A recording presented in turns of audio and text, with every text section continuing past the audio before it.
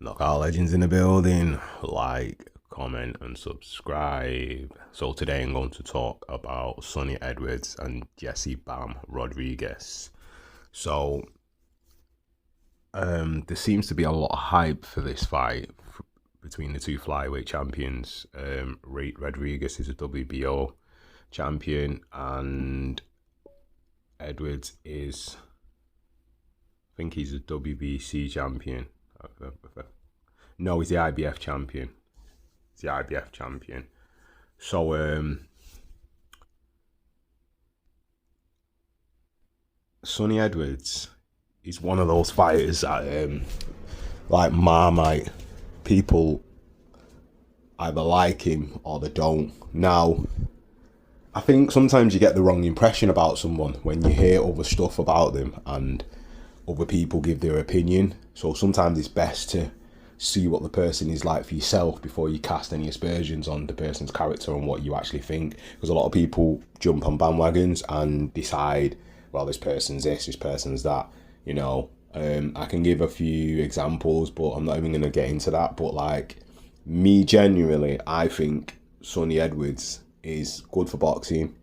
He's funny, he's knowledgeable, he's a good commentator as well, and the confidence in the way he is, but he's also sort of respectful but can switch it, is pretty refreshing. Because the way he handled himself they had, like, I think it was a matchroom face to face, like the gloves are off, and I watched that and it was pretty interesting. He gave Rodriguez his respect. Now, Rodriguez is 18-0, and he is the WBO champion, and he has one second. He has 11 knockouts, so he's the puncher out of the two. And he's only young, he's 23, and obviously there's a lot of hype about him because he's American, but I think he's Mexican. I think he is. I shouldn't know he's American, but I think he might be American Mexican because he's from South Antonio, as a southpaw. He's supposed to be number one in the world and number one in America anyway. But anyway, he's gonna be up against a different proposition with Sonny Edwards. Now, Sonny Edwards is a good boxer. He's a good mover. He's slick. Got good head movement, good counter ability, good punch selection. He thinks, he's a thinking boxer, so it's going to be a hard night for Bam if he's just coming forward and looking to just take out Sonny. Now, Sonny actually spars with his brother Charlie Edwards, and obviously he takes a lot of advice from his brother, because I was watching another documentary which is like the lead up to the training with I think it's Matthews Make the Days Count, and it was interesting. Like, he sparred with his brother, and like his brother gave him like advice, and his brother's actually bigger than him, so the fact that he's sparring with someone like that, and his brother's not too bad actually, and obviously they get on like that, shows me that there's a good bond between the two brothers, and also they have respect for each other, which is another good thing. And moving back to the face-to-face that they had with him and Rodriguez, you can still see sort of the traits of his brother, but he's got his own traits as well. So like, he's one of them where he will fire when he feels that he needs to fire, because they were respectful all the way up to the press conference, which was interesting, because as soon as the press conference came, Sonny changed, and like, I think he observed different behaviour from Rodriguez, and obviously he pointed it out. And he pointed out a number of other things what was interesting to actually hear, like the SNAC basically exposure. Now, SNAC nutrition, they have a lot of fighters and a lot of athletes on the roster. And I didn't know anything about this, but the more I look at the roster and the athletes, it makes actual sense what he's saying about the company. And like, if the person's an athlete, I'm not saying all the athletes, because I'm not throwing shade on all people, but they are well-known people within the roster that have actually been basically like promoted by SNAC or sponsored by SNAC that have took performance enhancing drugs. Now, you've got the famous ones which are in the bodybuilding sphere. You've got Ronnie Coleman, Flex Wheeler, Kevin Leverone, Milos Sarcev, and Iris Kyle. Then you've got, obviously, track and field, infamous Marion Jones, Tim Montgomery, and Dwayne Chambers. Now, I don't know if Tim Montgomery got popped for PEDs, but I know Dwayne Chambers and Marion Jones did. And I also know that all them other bodybuilders take performance-enhancing drugs. There's footballers as well on the roster and Major League Baseball players, but I'm not going to mention any of them because I don't know if they've ever popped, but even baseball players take PEDs.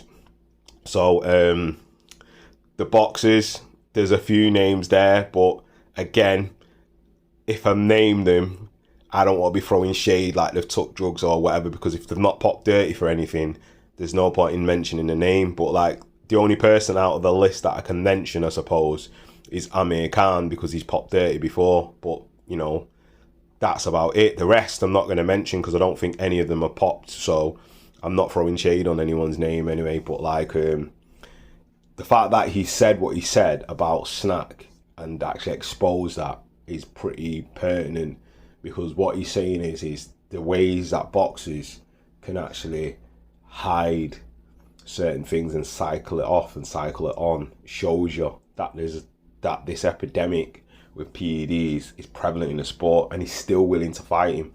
And not just that, he was mentioning that the attitude changed, the way he was, you know, he didn't want to look at him, you know, he struggling to make weight, what else was it? He didn't want to look at him, just other things. And then obviously said he couldn't bully him because he didn't want him to flipping get in his ego and then leave. And like, he didn't want to take the fight, and like, he's only taking the fight now because obviously he needs the money and he needs him. So it just shows you how boxing is, where sometimes ego can even play into the fact that a person might not fight you and want to fight you, not even because it's a hard fight, but just because they think that they're the more, how can I put it, bigger name. So even ego can play into the aspect of fighters fighting and fights not getting made, do you know? But once a fight gets made, sometimes you have a classic fight and it can actually define the fighter and make the fighter probably even better if they lose. So with Sonny taking this and Sonny wanting the exposure to actually make himself more known on the world stage, I think it's a good thing.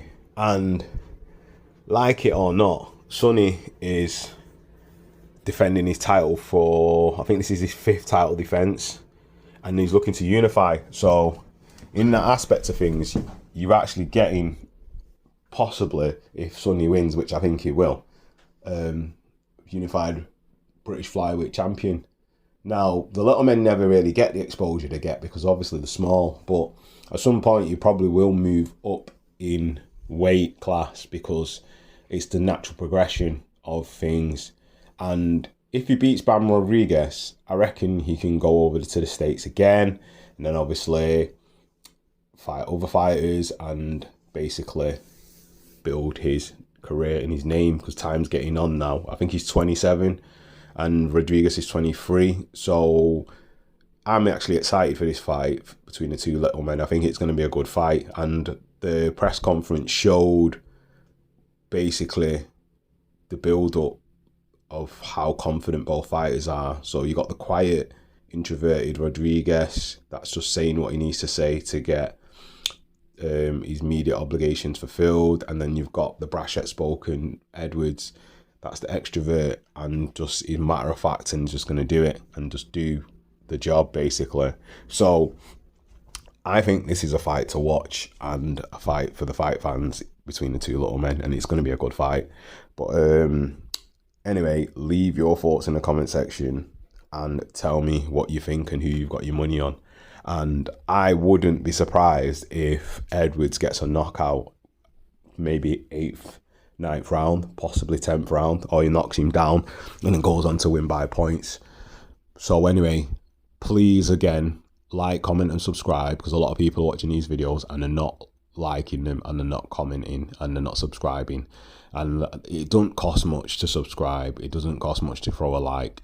So I ask again that people do that, because it's a bit of a pain that I go through what I go through to make these videos, and people just watch them and tend to just forget. But a lot of people do forget, so you know, I'm guilty of it myself. So anyway, please like, comment and subscribe, and that is another one from Knockout Legends. Peace.